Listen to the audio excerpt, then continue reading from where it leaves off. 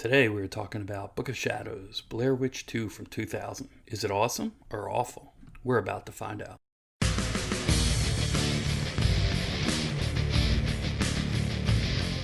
Alright, so today it's Book of Shadows, Blair Witch 2. Is it awesome or awful? Before we get into the details, make sure you're liking this video. Smash that like button for me right now. Also, make sure you're subscribed. We're putting out, 2 to 3 videos a week. Typically, we release on Mondays and Thursdays. And any special editions get also mixed throughout as well. But you're guaranteed at least 2 videos a week. And love to talk horror and love to share this content with you guys. So tell me what kinds of videos you like, which movies you want me to cover, whether you want to do it in a deep dive or an awesome or awful video. Would definitely be happy to. Alright, so Book of Shadows, Blair Witch 2, 2000 American psychological horror film, directed and co-written by Joe Berlinger, starring Jeffrey Donovan, Stephen Barker Turner, Kim Director, Erica Leerhsen, and Tristine Skyler. So obviously, as you can expect in 1999, when the Blair Witch kind of broke all kinds of records, Book of Shadows was greenlit immediately, right? It was just, upon pitch, it was just immediately greenlit because of the surprising success of the predecessor, right? So, it's stylistically different from the first film. The plot revolves around a group of people fascinated by the mythology surrounding the Blair Witch Project film. They go into the Black Hills, where the original film was shot, and they experience supernatural phenomena and psychological unraveling. The film was released in theaters in North America and the UK on October 27th of 2000. It received negative reviews from critics, but a financial success. It grossed $40 million worldwide against its $15 million budget. I know a lot of people to think this is the worst movie ever made. I think that's quite a stretch. There was a point in time where I absolutely loved this movie.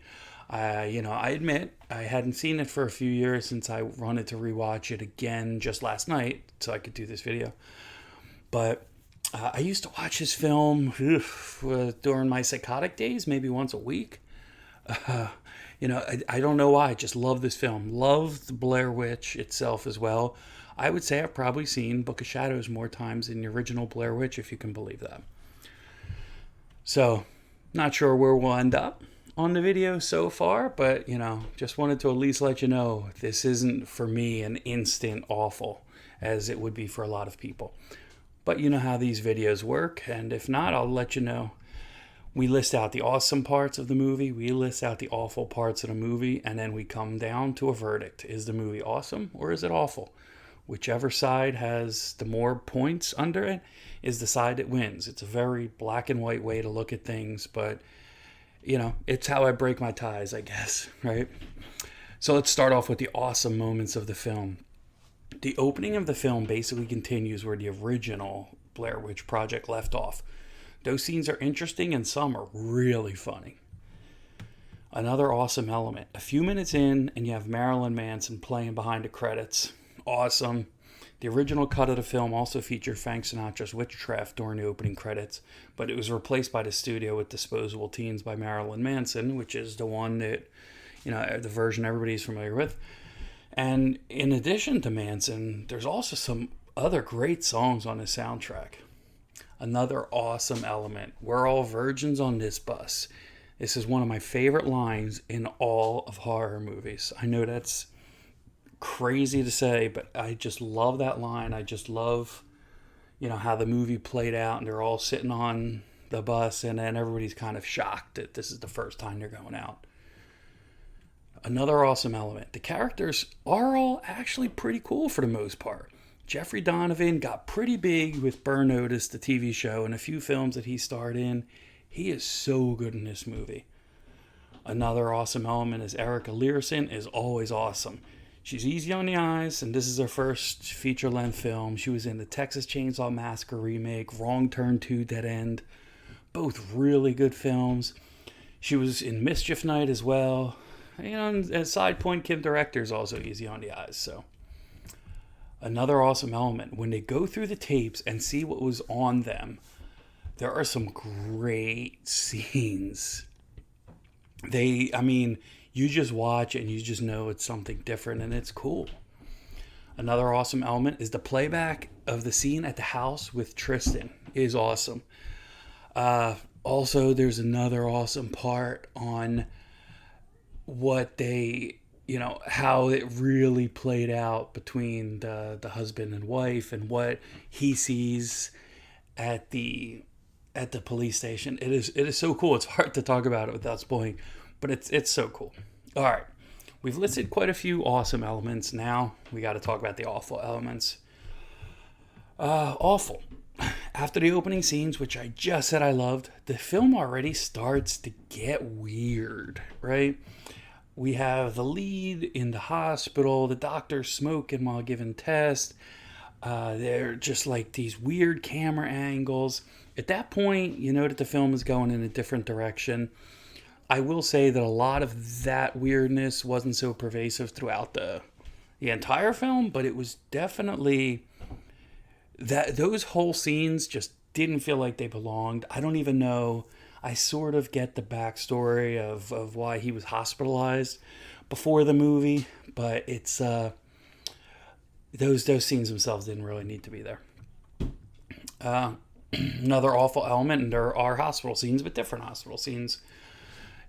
Now there was sort of a spoiler maybe. So everybody arrives at the hospital. There was like a sort of an accident, and next thing you know, there's like this tiny little girl who's shaking, and it was supposed to play off like some Japanese horror scene or something like that. It was weird. It looked weird. It didn't do anything. It wasn't scary. The kid just like kind of looked horrible. Again, it was another scene that they could have really done better with. Another awful element. At times, Erica and Kim overact just a little. Some of the lines are a little weird, and some of the portrayal of the lines are weird. Again, love both of the characters. Love the different but similar dynamic that both of those characters brought to the table. And I think they were kind of what that movie needed. Another awful element, the film starts to slip a little bit at the house after they start to discover the footage from the night before. Just some weird stuff that goes on, and a lot of it is kind of like just these mysterious kinds of things happening, or people not paying attention, or people being forgetful, and it's all part of how the film plays out. But it does, the pace of the film does start to slip a little bit. Another awful element, well, I tend to say I like most of the characters are in the film. The one that kind of bothered me the most is Steven. He quite often is annoying. He just randomly starts shouting at the girls a few times, and it's just always like, something will happen, and then they'll say something like Kim was, oh my God, what's going on? Where is she at? Or I guess probably Erica is probably the more things like, oh, she's outside. It's like, well, why she's outside? And oh my God, she must be the killer, and she must have damaged all the. It was just like, he was kind of chill a little bit, and then all of a sudden he just explode, and he did it a few times in the film. It was, just a lot of random shouting, and the majority of the times are random shouting at the two girls. Another awful element, the scenes at the police station give away who lives and who dies because of the people that are talking to the cops. Obviously, the people that are still talking to the cops at the end of the film saying, hey, what happened?